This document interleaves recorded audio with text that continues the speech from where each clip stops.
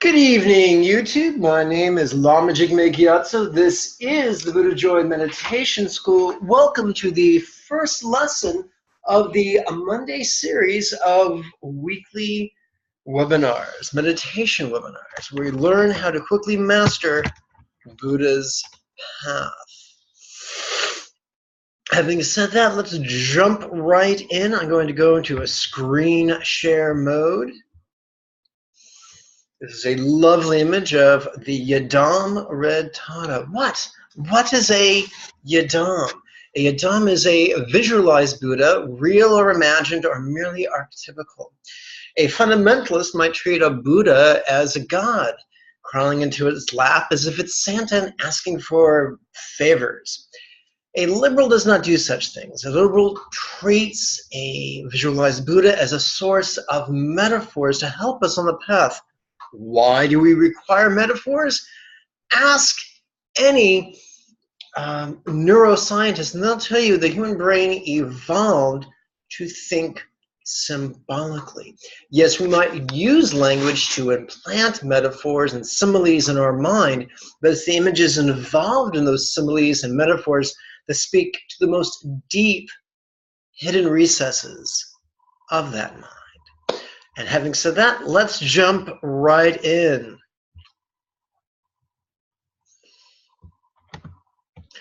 Okay, this is Red Tata's cycle of teachings. Tata means female hero or heroine. Unfortunately, that sounds a bit too much like the opaque derivative. There are many different Taras in Buddhist mythology. We're dealing with the one that is red. I'm not sure if you can see. Let me quickly go stop the share real quickly. And let's go to the, I take that back. Let's resume the screen share and look at the desktop where we have a bigger image of Red Tata. And we'll notice in her left hand, she's holding a stem of a lotus. And in that lotus is a bow and arrow comprised of flowers. That's right. A real bow and arrow you can kill someone with. It's very difficult to kill someone with a flower. So this arrow is symbolizing the power of our magnetism to help us, to help meet our needs, to help us to progress along the path. Having said that, let's return to the text. Today, whoopsie, I'm looking at the wrong text. Okay, so we're only going to start with one opening chant tonight. After all, it is only the first class. We're going to, oopsie, look at that, all those editing cues. Let's adjust that real quick so that it's easier on everybody's eyes. Okay, so you'll notice this is written in 4 lines. The first line represents the essentialization of all the vows of renunciation. The second line represents the essentialization of all the vows of foundation. The third line represents the essentialization of all the vows of Tantra. The fourth line represents the essentialization of all the vows of compassion. We're going to use the bookend chant where we emphasize the first and the second to last syllable in every couplet as demarcated by these lovely, lovely accents. Having said that, let's recite together, or chant together. Non-violently I practice mindfulness, insight as well as love, and apply teachers' advice that all beings may benefit. That's right, the essence of renunciation is non-violence. Any form of violence, whether it's etheric or verbal or physical. The essence of the path, the foundation of the path is threefold: mindfulness, insight, and love. Whereas a fundamentalist would say you must be devoted to your teacher, a liberal would say enthusiastically apply your teacher's advice. Apply it first, notice the results second. obviously, if the results turn into a fiend, it's time to stop applying them. The fourth one is quite simply, we choose to be motivated by the intention that all beings benefit. What's central to the Buddhist concept of love is that it's not an emotional thing, it's a volitional thing. It's not about what we feel, it's about what we will, what we intend. Now it's time to begin our mantra meditation. This week's lesson will be exclusively centered on mantra meditation. Next week, we'll begin to explore silent meditation.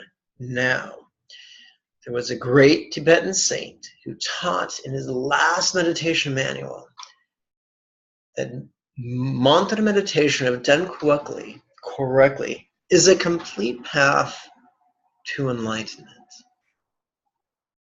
Having said that, we'll notice at the very top of the strange word is the Tibetan word tokal, which can be translated as leap over. I call it leap over boredom. Why do I do that? Glad you asked. Just as the pendulum of a grandfather clock swings one way and then the other. In Buddhist meditation, first we indulge our playful mind with contrived contemplations.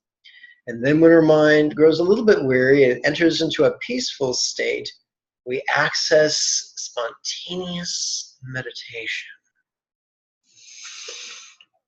Tonight, we're going to use contrived meditation that is focused upon rhetorical questions. But for the first two exercises, we're just going to deal with written intentions. Intentions that we silently and mentally recite during our in-breath. So during our in-breath, we're going to silently and mentally read, "May each being experience good fortune of mind, communication, form, and circumstance." No, we don't have delusions of wizardry. We do not consider ourselves to be Gandalf the Grey or Merlin the Magician. But by wishing these lovely things for all beings of all worlds, we are building our loving intention. We are strengthening our compassionate will. And that is a victory. On the out breath, we're going to intone the syllable om that sounds, or at least rhymes with the word home. And the most important thing to focus on during the out breath is not how cool you sound. Don't try to become an opera star. The most important thing to do while intoning is, to the best of your ability, relax. If on the in-breath we silently and mentally recite, and on the out-breath we relax while we intone, we will make progress on the path. At the very top we see instructions for our hand gestures. We are to touch the tip of our left middle finger to its thumb. With our right hand, we form a flipper.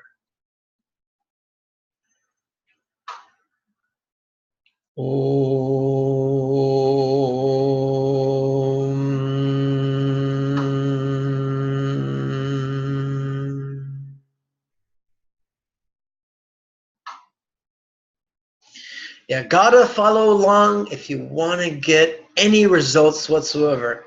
Plus, you gotta do your homework. You gotta do this text, which you can download for free off of the website, which will be available within approximately 16 hours. Will be available for free download on the buddhajoy.org website. You got to do your homework every morning and every evening. Now, the first week, it's only going to be 10 minutes a pop. Super easy. Every week, it will build and get a little longer and get a little longer and get a little longer. So do yourself a favor. Set yourself up for progress. Let's continue. We explored every being's mundane needs. Now we're going to explore every being's super mundane needs. That's what some people in the West call their spiritual needs. May each being master mindfulness, insight, and love, the essence of Buddha's path. Well, if Buddha's path is paved with mindfulness, insight, and love, what does it mean to master the path? What does it mean to accomplish that path?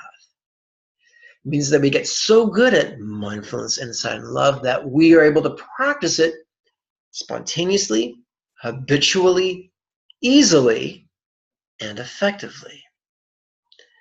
That's the mastery that some people describe as enlightenment.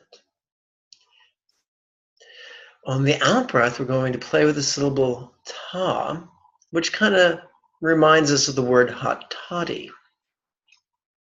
Not toady, that's an amphibious creature. Hot toddy. This is a rather unhealthy beverage that some people in the West like at this time of year.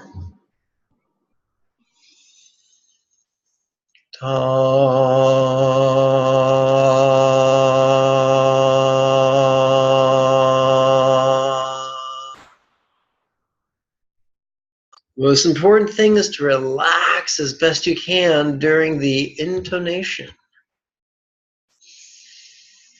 Those two wishes were probably the 4 easiest exercises we'll do tonight of the 36.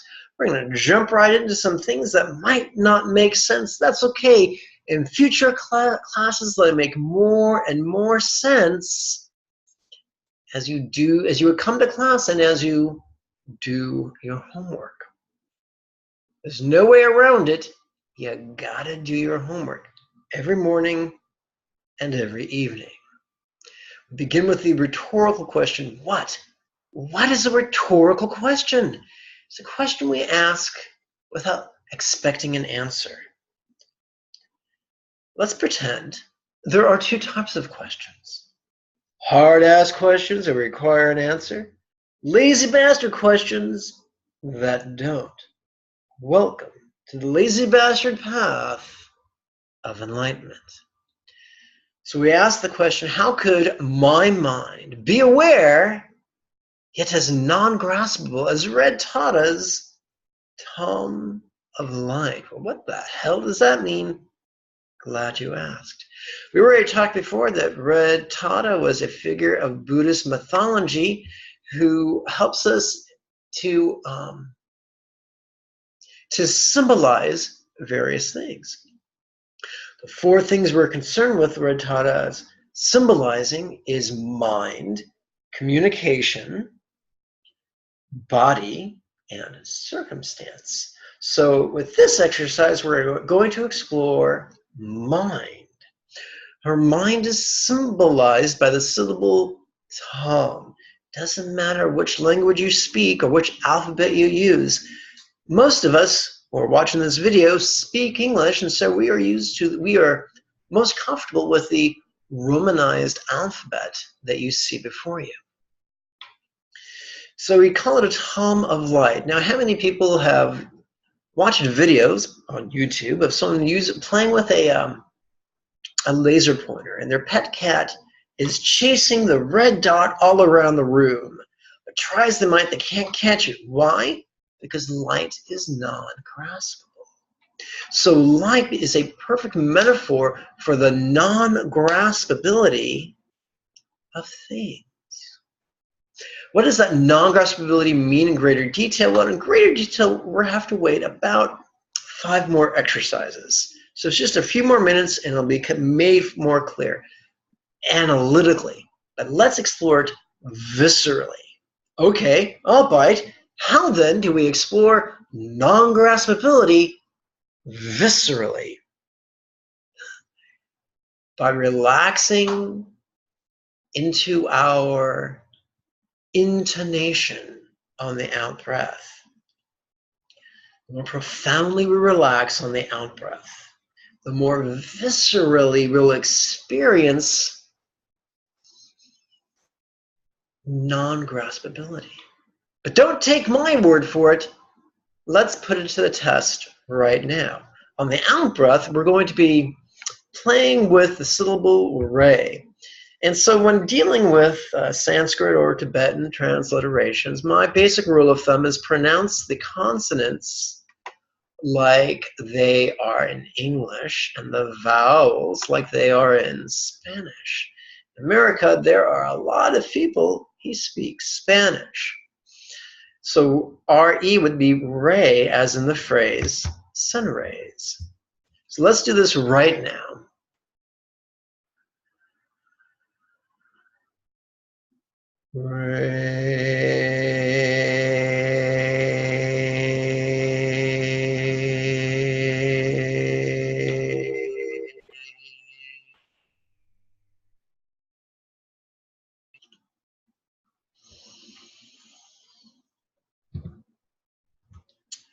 We come to the next exercise. We dealt with personal intellect. Now we're going to deal with personal communication. In yellow, we read both index fingers. Touch each index finger to its thumb. Rest each hand upon its knee. On the in-breath, we ask the rhetorical question, how could my communication be resounding, yet as non-graspable as Red Tata's mantra of light? Yes, if Red Tata's mind is symbolized by the syllable tam, her communication, her experience of communication is symbolized by her 6-syllable mantra that we're working on right now. On the out breath, we're going to play with the syllable tam. And tam sounds a bit like senior prom. That's the vowel sound, long A.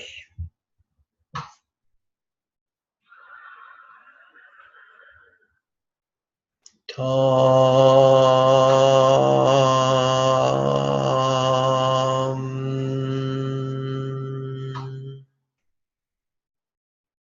Yes, welcome to the Lazy Bastard School of Enlightenment, where we relax our way to nirvana.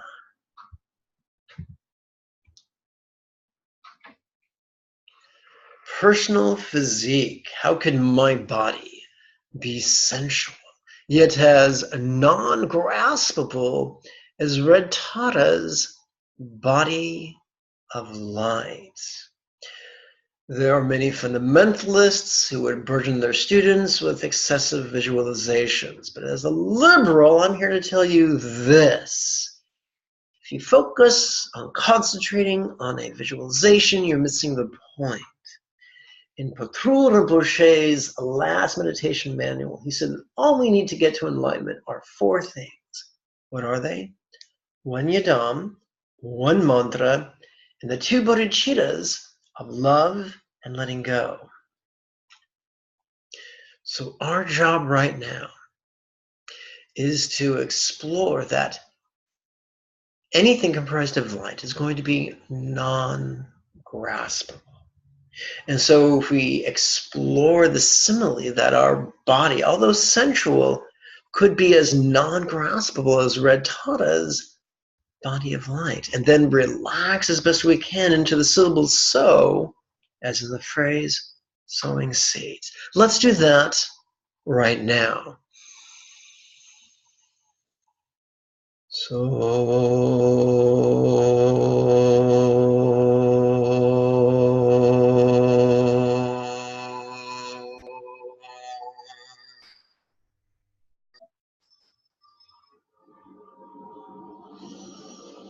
And now we come to the sixth exercise, and you'll notice in the fine print there's a commentary in this practice text, and you download it tomorrow night, or you'll notice all these great things you can read if you just enlarge the text in your computer or on your smartphone. We now explore the non-graspability of our circumstance, whether it's good or bad, ideal or unfortunate. Whatever seems to be going on, how could my circumstance be appearing yet as non-graspable as Red Tata's Pure Land of Light? What, you may ask? What is a Pure Land? A Pure Land is just a fancy way of saying paradise. In Buddhist mythology, when dealing with mythic Buddhas, we deal with their minds, their mantras, their bodies, and their paradises. Now, many fundamentalists fall into the trap of taking them literally, but as liberals, we say, hey, this is a great way of exploring the non-graspability of our circumstance. For anything made of light, you just can't grasp. So let's play with this right now on the out breath. As we relax, we're going to intone the syllable ha, just like the sound you make when you laugh.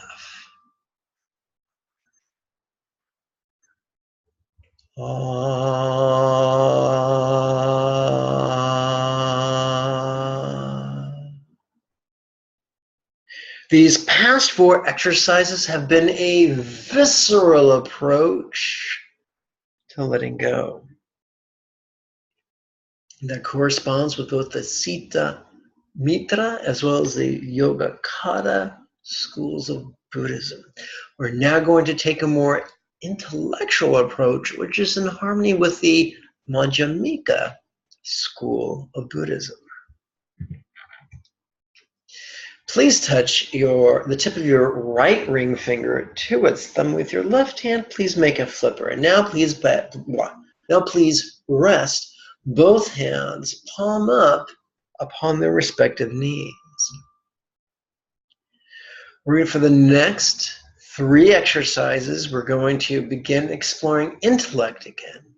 How good each neighbor's mind, yes, it's not just about me, just like a baby chick will use its beak to pack its way out of its shell. We are going to explore our neighbors and our fellow earthlings and all beings of all worlds of this multiverse to escape from the prison cell of our own self-involvement. How could each neighbor's mind be full of dependence? That's right. Ask a physicist. They'll tell you. All things, beings, and phenomena are affected by other things, beings, and phenomena, and affect other things, beings, and phenomena. Sometimes they affect them directly, other times indirectly. Sometimes immediately, other times eventually. Sometimes overtly, other times subtly. Carl Sagan said it best, we are made of star stuff. The elements that we find in this world that are integral to our bodies were forged in the furnaces of collapsing stars many years ago. So, let us celebrate interdependence with this contemplation for one breath.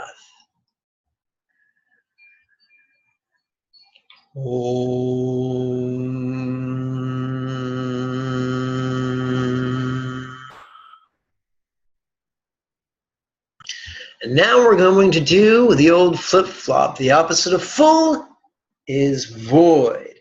The opposite of dependent is independent. So, if we are full of dependence, then we are void of independence.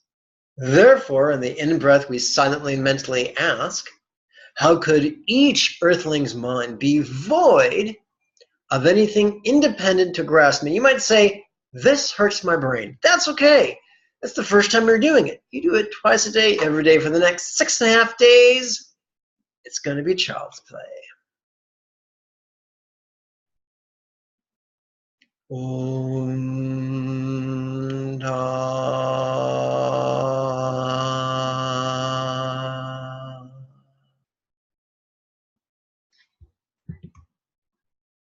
How could the mind of each being, of each world, be as non-graspable as Red Tata's Tom of Light? And now we see how the voidness of independence supports the idea of non-graspability.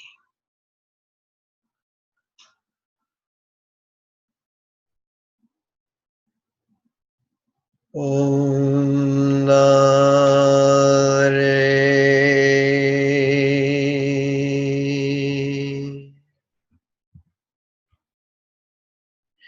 In the previous exercise, we said not only was it was void of anything independent, but it was void of anything independent to grasp. There was nothing independent that we could clutch onto. And that is our introduction to the idea of non-graspability.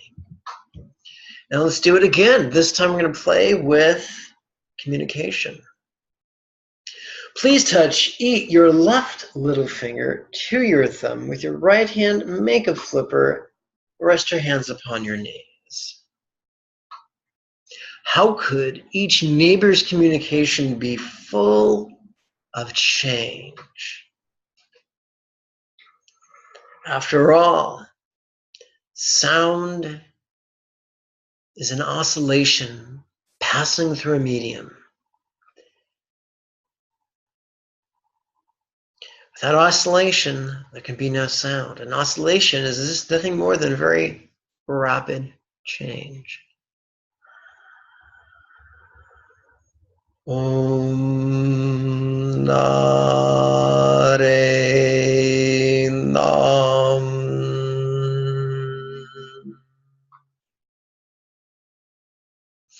We now push out from our neighborhood and explore the entire biosphere.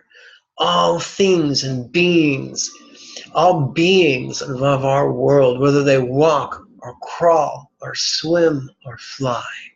How could each earthling's communication be void of anything perfect to grasp? And so again, we are flirting with non-graspability. Om Nare Nam Zoha. Look in the mirror. Look at my the video of me on your screen. Behold my palm. It is full of air. It is empty of a tennis ball. There's no tennis ball in my hand that I can grasp at. That's what we mean by non-graspability. Just as there is no tennis ball in my hand or no pink elephant in the center of this room, likewise, in our communication, there is nothing permanent that can be grasped. How could the speech of each being, of each world, be as non-graspable as Red Tara's mantra of light?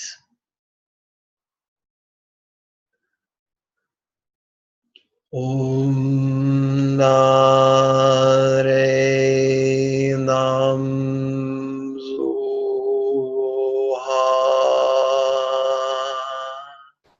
Congratulations, you've now learned how to pronounce the 6-syllable mantra. Remember to relax into it. It's the only mantra we're working with in this cycle of teachings.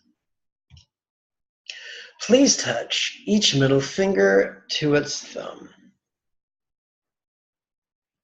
How could each neighbor's body be full of dependence? Ah, yes, our old friend dependence come to call yet again. Om Nare Nam Zoha.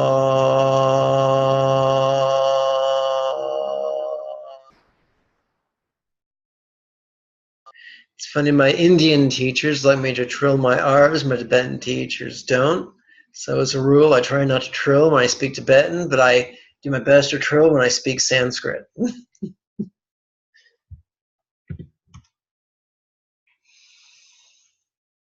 How could each earthling's body be void of anything independent to grasp? Om Nare Ram Zoha.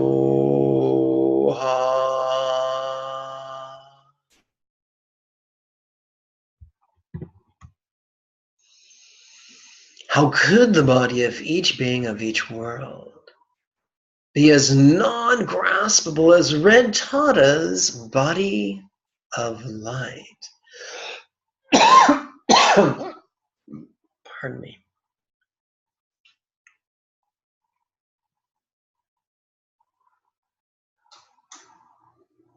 Om Nare Nam Zoha.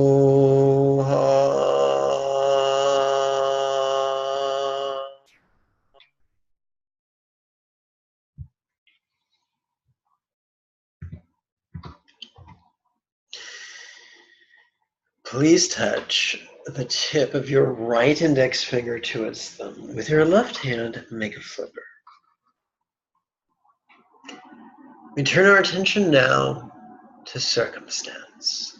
How could each neighbor's circumstance be full of change? Om Nare Nam Zoha.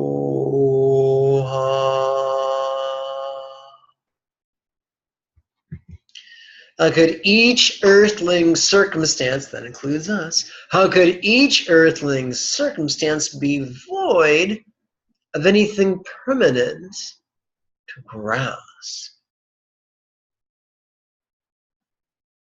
Om Nare Nam Zoha.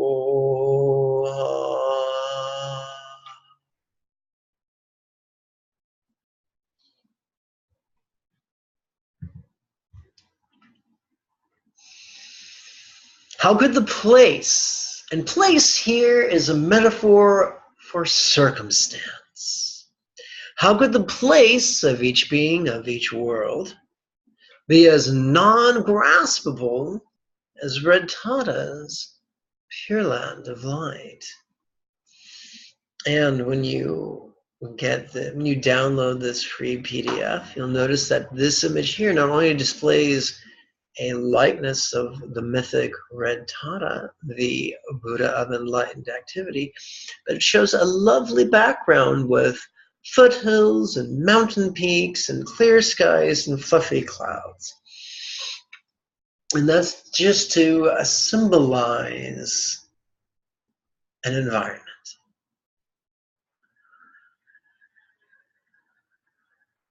Om Nare Nam Zoha.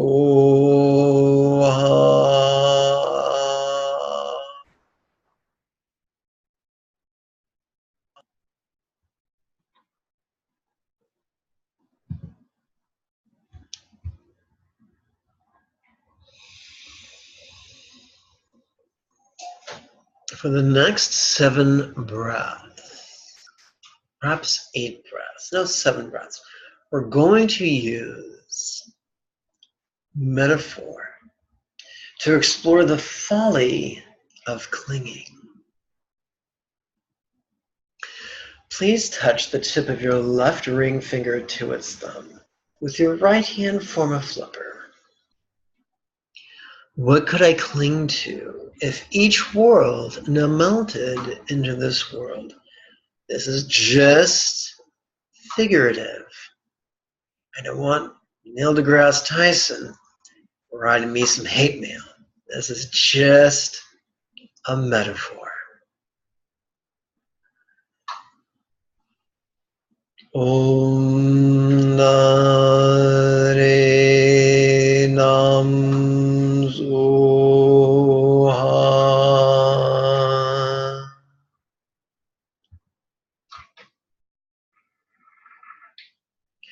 What could I cling to if this world now melted into this circumstance?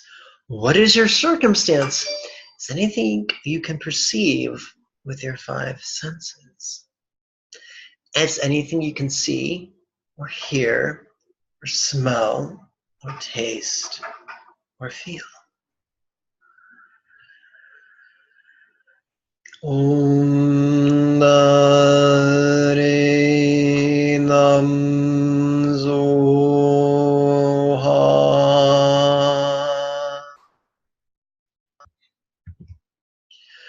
What could I cling to if this place now melted into this body or your body?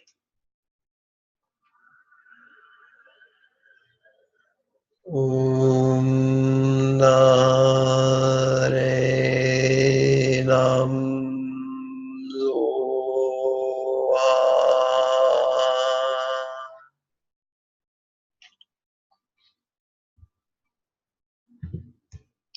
Please touch each little finger to its thumb.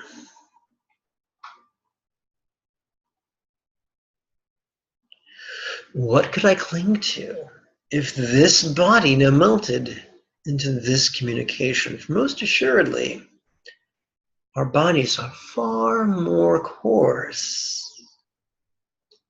than the energy of our communication. Om Nare Nam Zoha.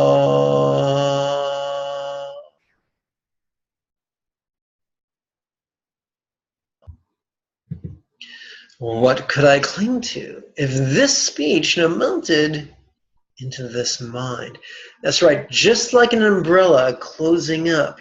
Every night as we fall asleep, our sensory experience collapses inward upon itself. Very much like this guided meditation that we're playing with right now. What could I cling to if this speech now melted into this mind? Om Nare Nam Zoha.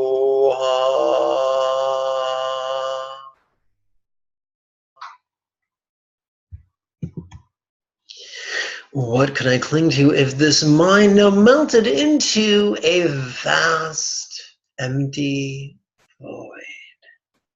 What would be an example of a vast, empty void? Imagine, if you will, the azure sky on a cloudless day.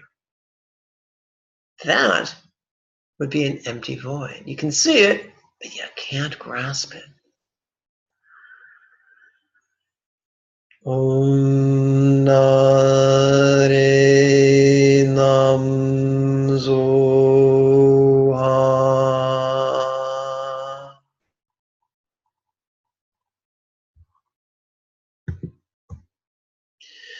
Please touch your right middle finger to its thumb. With your left hand, make a flipper. What could I cling to if I now experienced infinite openness? Om Nare Nam Zoha.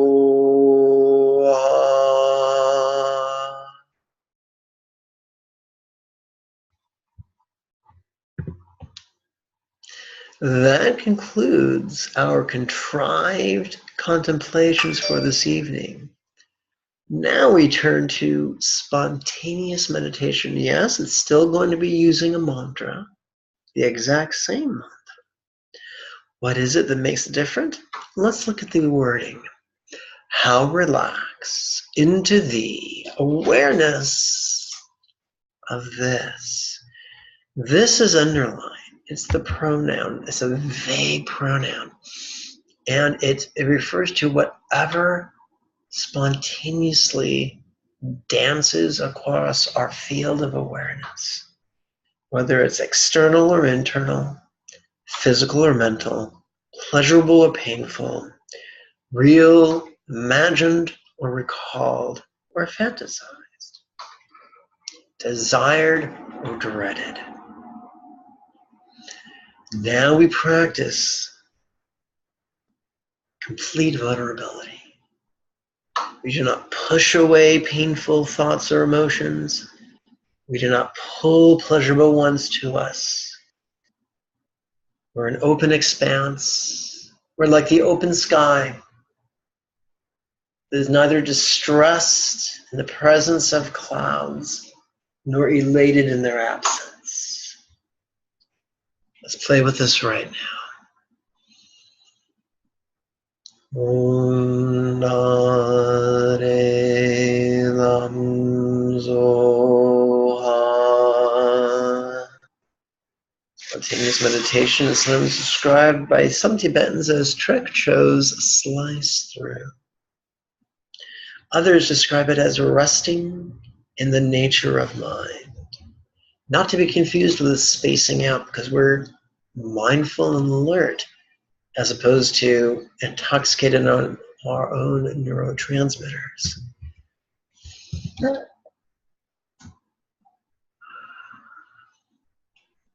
Om Nare Nam Zoha.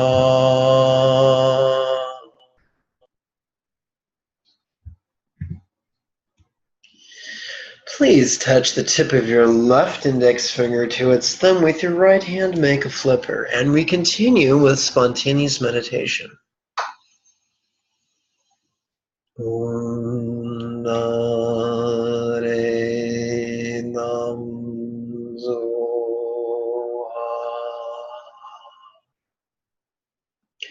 Remember, every question is rhetorical in this cycle of teachings. Om Nare Nam Zoha.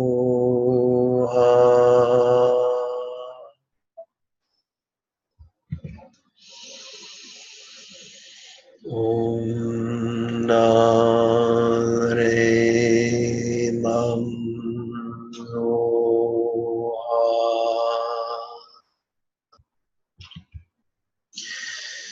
Please touch each ring finger to its thumb.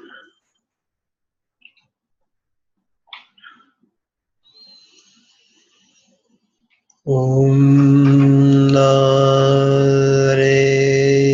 Nam Zoha.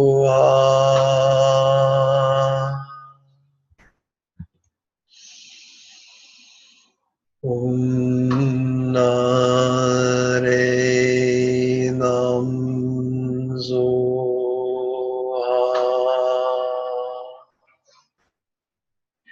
Okay, here comes the last one. Really make it count. Om Nare Nam Zoha.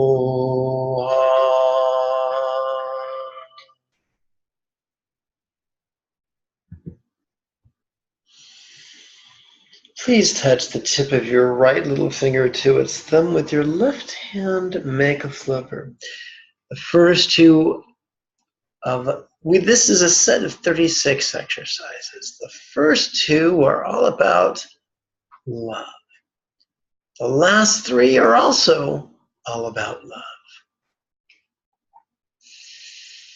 We turn our attention to the needs of the deceased. May each who have recently passed take immediate and auspicious rebirth in the Pure Land of Radhana.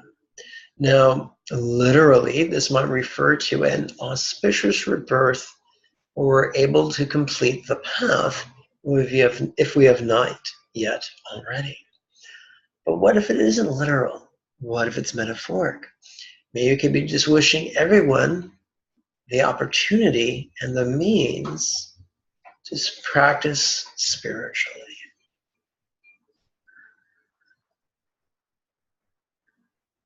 Om Nare Nam Zoha.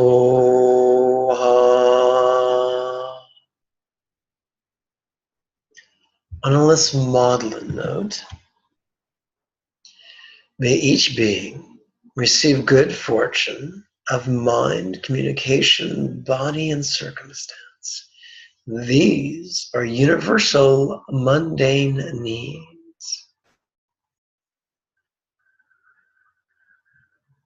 Om Nare Nam Zoha.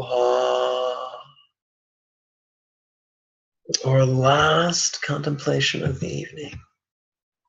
Our last compassionate contemplation is that for the supermundane needs of each being, of each world, may each being master mindfulness, insight, and love. Om Nare Nam Zoha.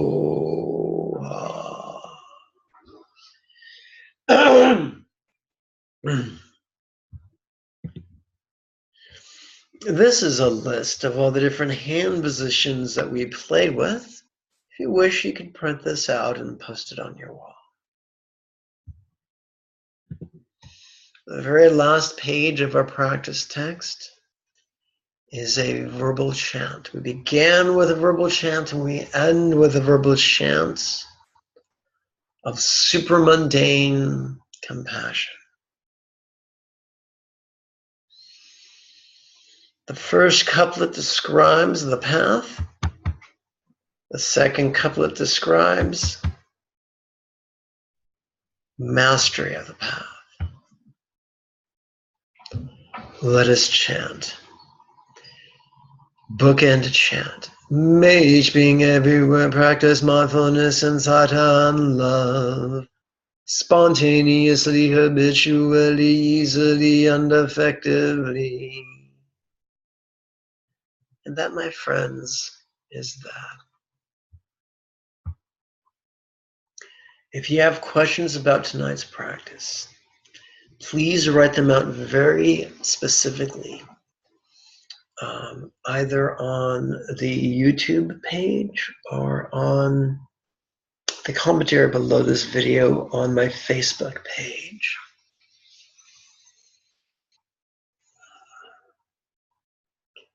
I thank you for your time and your kind attention. May you and yours be healthy and happy. Bye, Facebook. Oopsie, let's try this again. Bye, YouTube. Uh-oh.